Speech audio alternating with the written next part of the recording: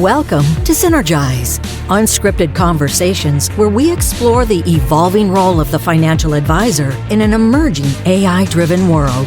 Join us as we bring together thought leaders across a range of disciplines and industry experts, sharing insights designed to help RIAs thrive in the industry of tomorrow. And now, here's your host, Bill Coppel. Hi, I'm Bill Coppel, Chief Client Growth Officer at TradePMR and Head of Advisor Revolution Sciences, a TradePMR company. While the RIA industry has enjoyed substantial growth over the past 10 years or so, the real question is this: are RIA businesses truly growing? Don't be too quick to pat yourself on the back given the market appreciation we've experienced. Today, we'll look at the state of the industry and how we got here. And we'll explore the opportunities that I believe lie ahead. Why do I say that? Consider this. We are in the midst of a generational wealth transfer that we've never seen before. Large numbers of advisors are leaving the business, and more people are seeking advice. This spells opportunities for RIAs to grow enterprise value. I believe if advisors truly capitalize on what the future holds, this can be one of the most profound growth periods in the history of the RIA business. So when I think about the important things that need to be in place for growth, I think about strategic planning, the idea of M&A, talent, and understanding what it really means to go from being a practitioner to a business owner. My guest, John Furey, shares this perspective. So it's no longer this cottage industry. If you're an advisor considering starting a firm or growing a firm, there's tremendous support resources today.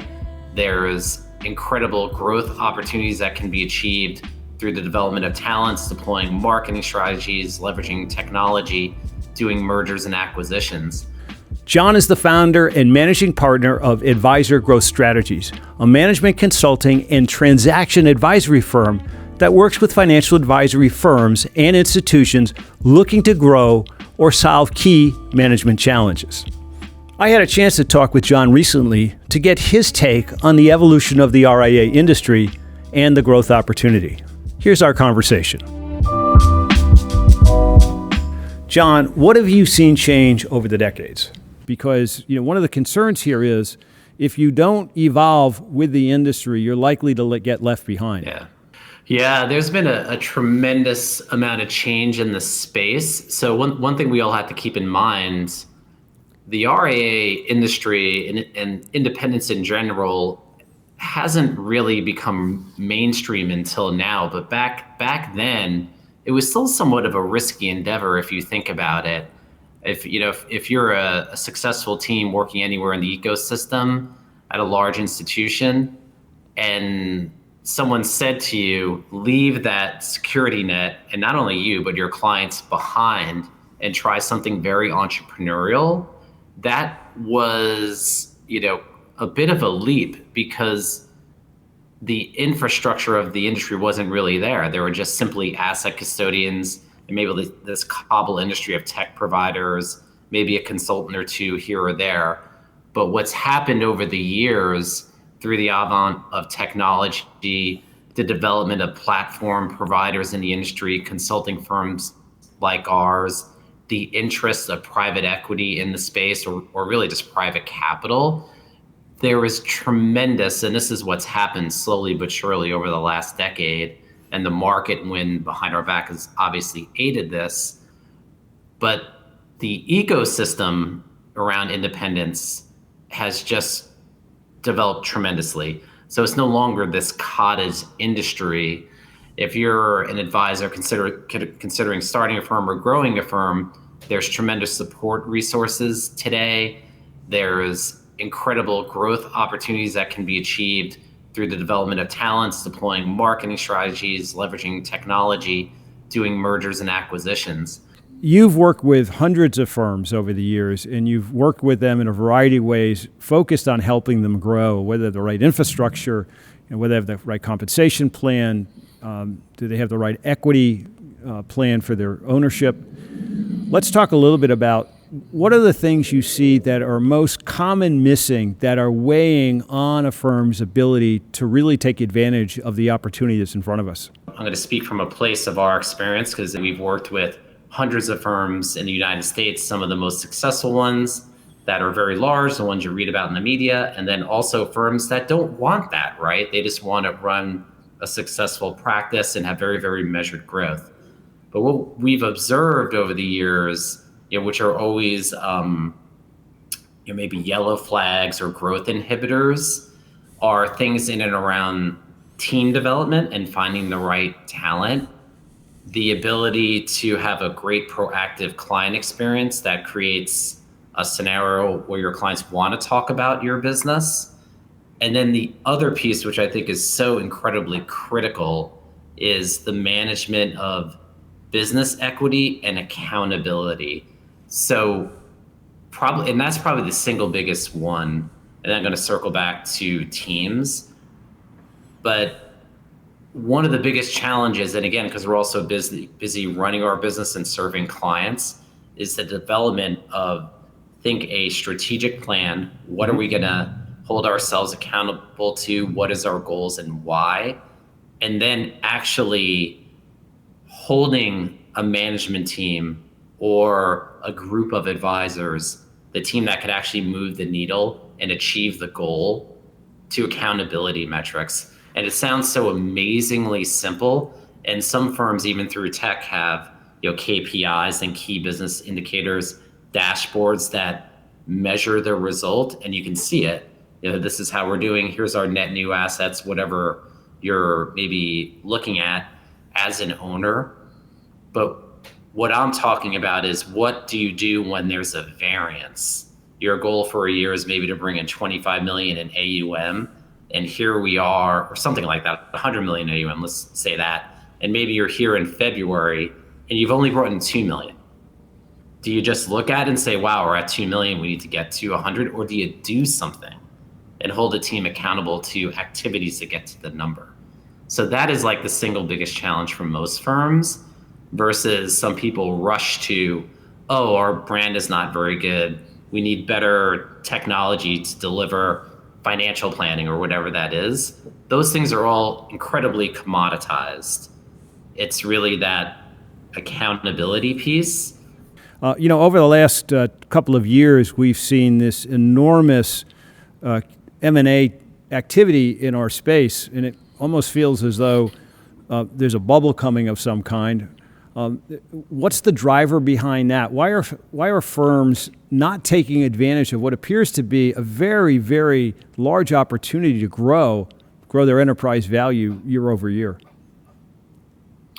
Yeah, I think it's interesting. There's a lot of industry media and coverage about M&A, and I think it's only the first period hockey analogy, second inning baseball analogy.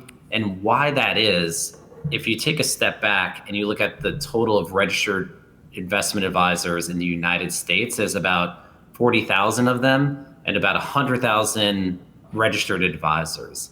And then if you look at the total deals that are happening year in and year out, it's just under about 400. So you just simply do the math. There isn't really a lot of deals happening, right? 400 versus 40,000 firms. So there still is a long way to go. What has happened and why M&A has increased, which it has, even 5 years ago, 6 years ago, there were less than 100 deals happening. So maybe it's 4 or 5x the activity. And it's a couple of reasons. One, large strategic players came into the space. Think like a CI Financial out of Canada and others. And they started being very aggressive in the space. And then the other thing that happened was private equity, or private capital more broadly, discovered the space, because the beauty about owning a registered investment advisor is how durable the revenue is in up and down markets. So you enter into an advisory agreement, you collect a fee. It's very predictable, right? It's usually basis points. And I guess the only risk would be client attrition, which rarely happens because attrition rates are only 2%. And then the revenue is more or less tied to the market. And even in a bad market like we had last year, the revenue models are still very, very durable.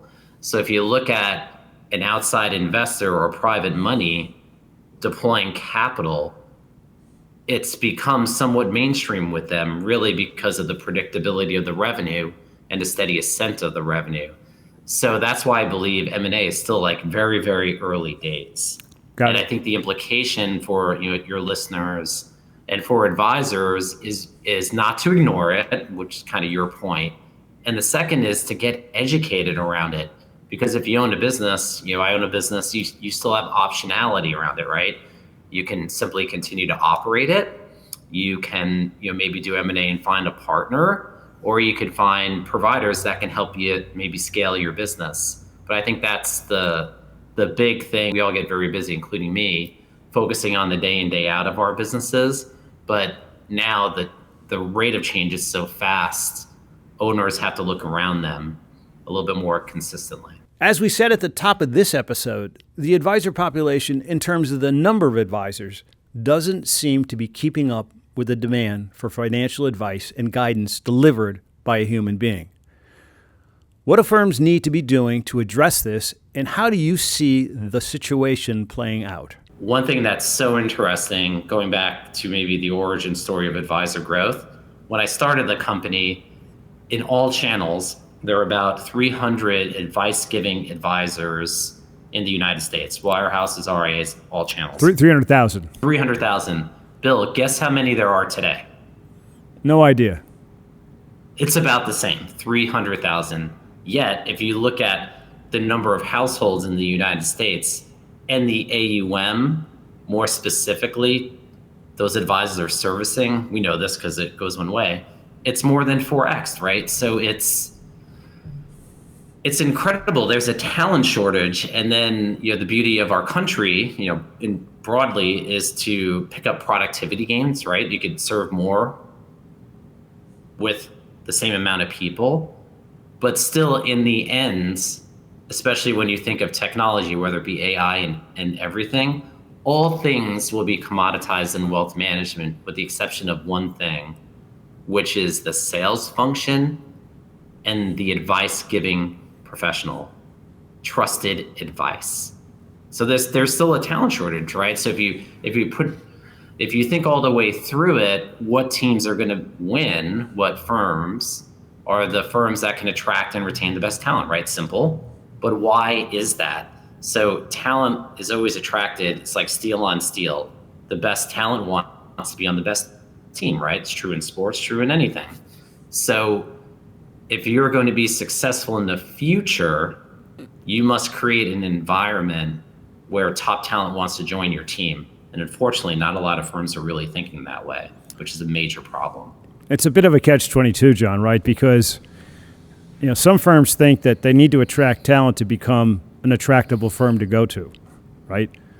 As opposed to building a strong team immediately or continue to focus on building that strong team, and you'll evolve to being a destination. So what I'm hearing you say is that part of the growth formula, part of the success formula is talent development. And I think you mean by that is not just getting them into the business, but we need to evolve our skill sets to keep pace with the changes that are taking place in the market. And then from there, continuing to position the firm as a destination. Am I hearing that correctly?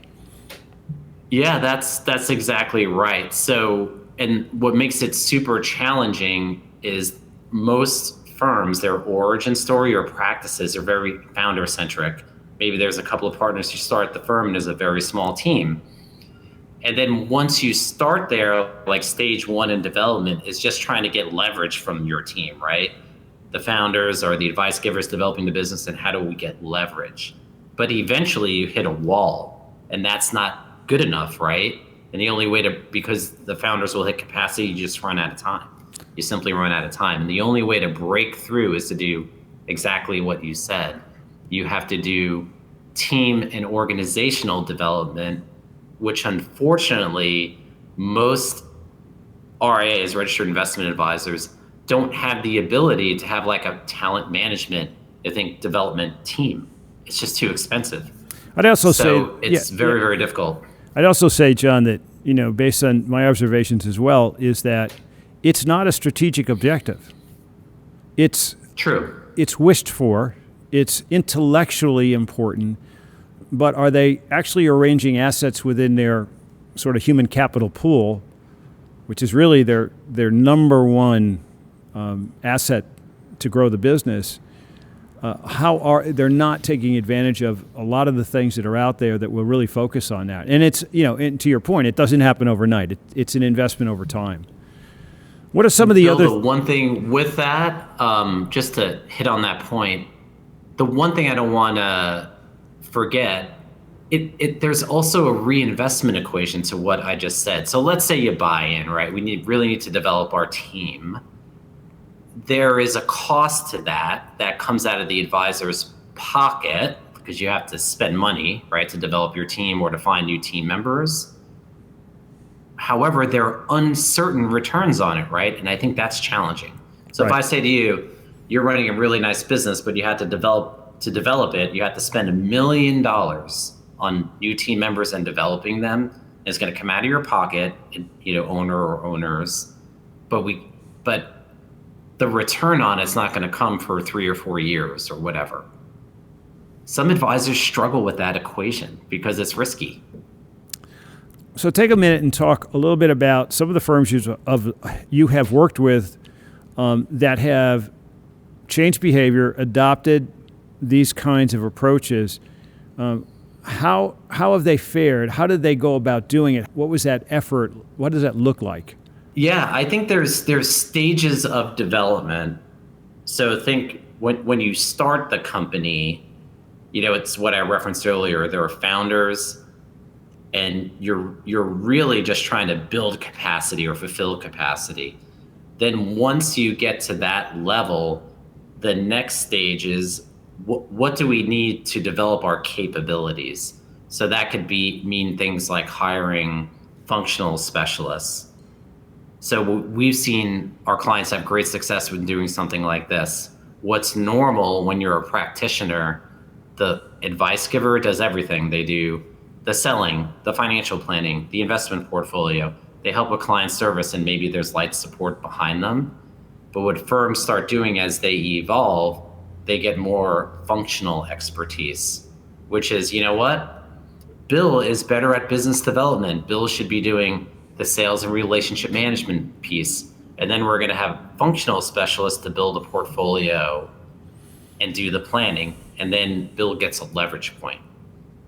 And that's like a critical stage to it, is the realization that people have unique strengths and you should have them focus on those unique strengths to get leverage out of your business. So if you go, it's not even our clients, but you can go to any large firm, really in the United States, any of your clients, larger clients, you'll see that, right? You go to the website and you'll see financial advisor, you'll see financial planner, CIO, chief investment officer. That's what they're doing, is the evolution of the organizational structure. And then the final stage of it, and this is for large firms that are 5 billion moving towards 10 billion, is the development of professional management, a true executive leadership team that's strategically running the company. And then you start working on things like, should we bring on an investor?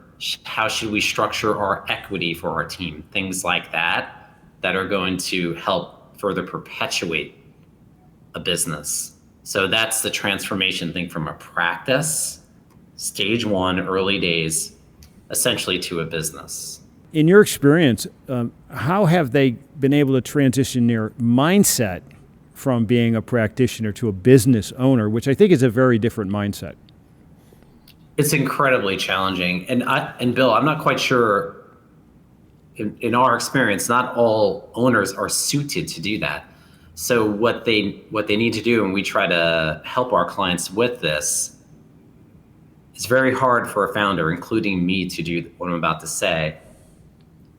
If someone comes to us and says, hey, we have a great team, we have 20 people, and maybe it's 8 million in revenue in our firm, $1 billion in AUM, and we want to 5x it. A really simple way to think about that is like, okay, if you're a $5 billion firm this is what that looks like. Here's the investment equation, the capabilities you need, and then here's your organizational structure. And then you ask the founder or the owner, based on this future state that you said you wanted, where do you see yourself helping the most and adding the most value? Most owners, when you articulate some of the things I said earlier, you need a professional management team, and the role of the CEO is to do these things. A lot of the time, the founder will say, oh, I don't want to do those things. Then the next question is, well, do you want to be a $5 billion firm, yes or no? And if it's still a yes, then the answer is obvious, right? Right. You have to hire the capability or grow it up within whatever that is. And you as founder should not do that, right? So it sounds very simple, but then there's the founder mentality of not wanting to do what? Seed control, share control, whatever that means. So it's challenging. Yeah, it's finding the right share for the people on your team, meaning where they excel and allowing them to do that. Often we see the rainmakers, take on the title of CEO or president, and you can't do both well. Historically in our business, we like to promote top producers into management positions, and it typically doesn't work. They're really good at being in the business as opposed to managing or running the business. So to recap, here's what advisors and firm leaders in the RIA space today may want to think about as they position themselves for the growth opportunities that lie ahead. First, understand the value of having a well-defined vision and strategy and organize your business around achieving that. Your strategy doesn't have to be elaborate, but everyone should be pulling in the same direction. Second, your human capital is vital for growing your business, so be intentional about how you're managing it. Third, consider shifting your mindset from being a practitioner to a business owner, and understand what steps to take when challenges arise. We hope you enjoyed today's conversation. If you like what you heard, please take a moment to subscribe and follow us on social media. Thanks for listening, and watch for our next episode where we'll bring you more insights and actionable ideas to help you grow your business. And remember, the challenge is yours to capitalize on what the future offers.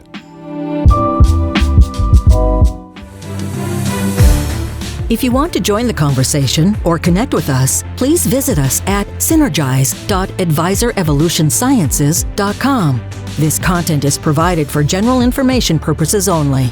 The views expressed by non-affiliated guest speakers are their own and do not necessarily reflect the opinion of TradePMR or its affiliates. TradePMR and its affiliates do not endorse any guest speakers or their companies, and therefore give no assurances as to the quality of their products and services. This channel is not monitored by TradePMR. TradePMR does not provide investment advice, tax advice, or legal advice. TradePMR is a member of FINRA and SIPC. TradePMR Incorporated is registered with the Securities and Exchange Commission, SEC, and the Municipal Securities Rulemaking Board, MSRB. TradePMR provides brokerage and account services to registered investment advisors, custodial services provided by First Clearing. First Clearing is a trade name used by Wells Fargo Clearing Services, LLC, member SIPC, a registered broker-dealer and non-bank affiliate of Wells Fargo & Company. Copyright 2024, TradePMR Incorporated. For a transcript of this episode with sources, visit synergize.advisorevolutionsciences.com.